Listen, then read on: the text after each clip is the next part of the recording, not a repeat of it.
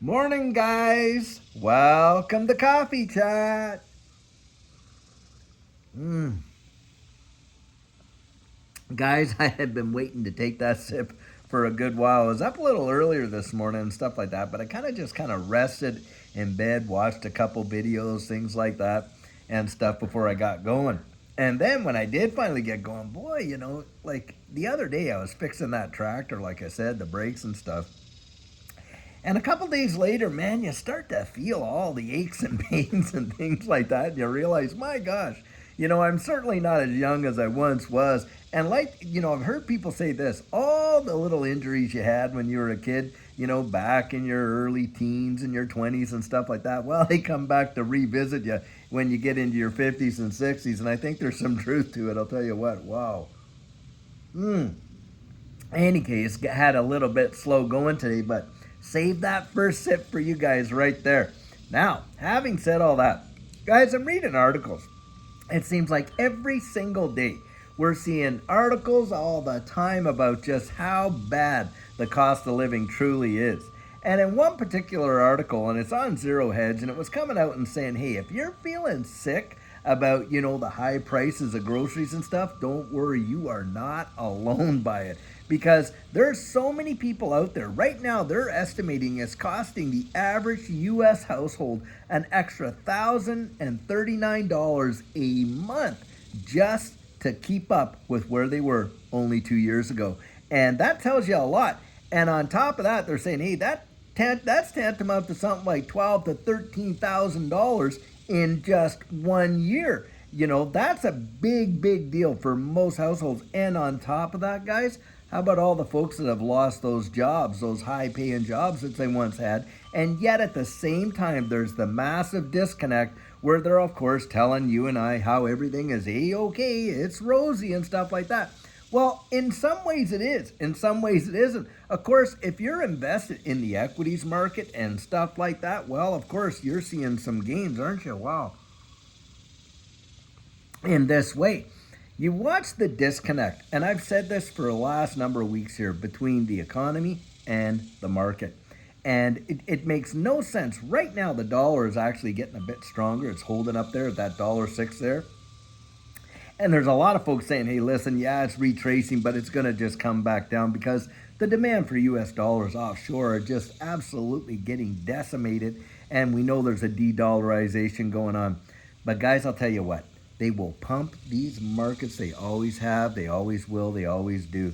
These central banks, they're playing a game with us. We know they are. They're inflating, they're inflating, they're inflating. And the thing is this, we're getting to the point where we're mostly desensitized to it. Aren't you desensitized to it? I mean, I'm pretty much desensitized to it now because I'm reading multiple articles a day.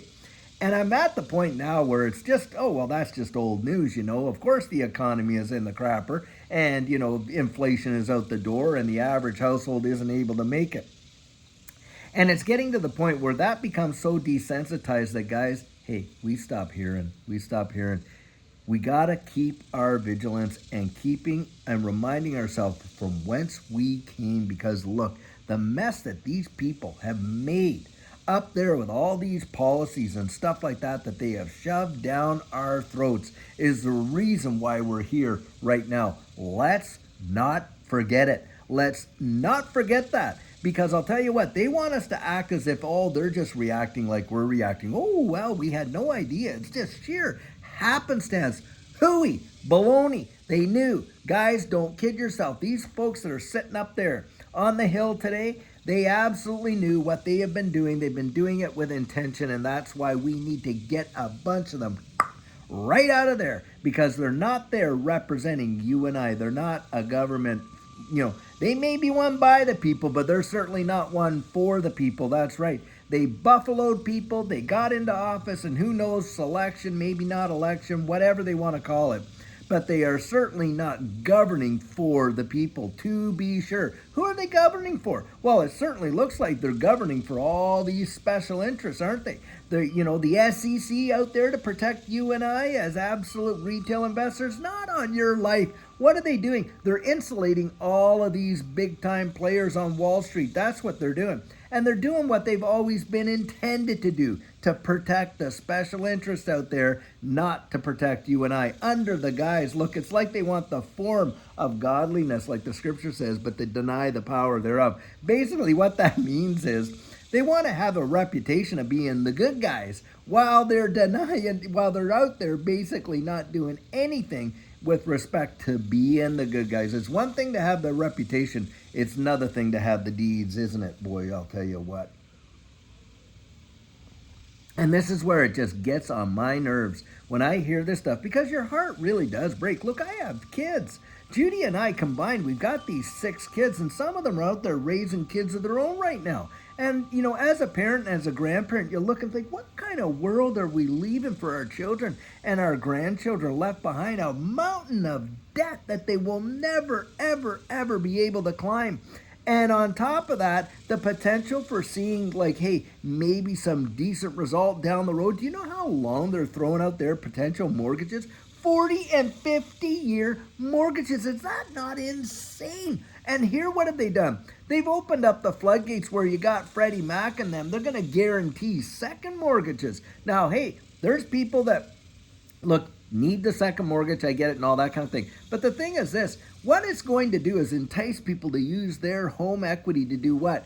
Consolidate debt, guys, to pay off their credit cards, to pay off their car loans and all this kind of stuff. And then what happens? Well, they become more and more and more beholden and encumbered to all these powers that be, in ways like they take unsecured debt, and what do? They basically transition it into secured debt. And now what happens? Well, you just blow that balloon up and up and up until one day, bang. And what happened in 2008 and 9 when you had all these easy mortgages and stuff like that? And we all heard about the subprime mortgages, the mortgage-backed securities and all that. The whole thing imploded to the point where people were living out of their cars. Yep, and it affected even Judy and I in that way. Look, when we got married, we had a place of our own. We had equity in there. 2008 and 9 came around. That was evaporated just like that. I'm telling you guys, these kind of games that they play with you and I is absolutely insane, and we can't let them get away with it. We have to hold them accountable, and one way to do that is right at that ballot box, isn't it? And that's where you strike your vote. That's where you get to have an absolute say. Don't re-elect the same people that have been putting you under, in shackles and chains to debt and everything else, your children, your grandchildren, on and on. Don't do it. Just use your common sense. That's what I would say. And the thing is this, where are we at right now? We got the FDIC out there telling us that some 215 banks, regional banks, are vulnerable to collapse. And guess what? It's due to exposure to, and get this, if this is not, a flashback to the past, mortgage-backed securities. Bang. Right there. Do you think that they learned their lesson? Oh no, there was no lessons learned. It was just, how can we hide it a little bit better than what we did before? And here we are, right back into another situation. And guys, they love it. I'll tell you what. And why do they love it? Because it's a consolidation of power, guys. It's a consolidation of power. Look, there's the golden rule, and then there's the world's golden rule. Now, we know the golden rule, from the word of God is, hey, do unto others as you would have them to do unto you. The golden rule. And love everybody else. Much you love all that. And that's a fantastic rule to employ. You know what the world's golden rule is? He who holds the gold makes the rules. And that's the deal, guys. That is the deal. They're just consolidating the power by accumulating all this stuff, by just bringing it in, because the more and more people that can't pay the mortgages, the more and more people whose businesses, small businesses fail, the more regional banks that fail, the more consolidation of power comes in. Isn't that exactly how it works? Yep, it is. And don't kid yourself, guys. It's with absolute intention. Do not let yourself get buffaloed by this kind of nonsense out there that they're trying to tell you. Oh, don't even believe your own eyes. The economy's picking up. Oh, it's picking up so great that they're going to pause student loan payments and interest for like 3 million plus students and stuff like that.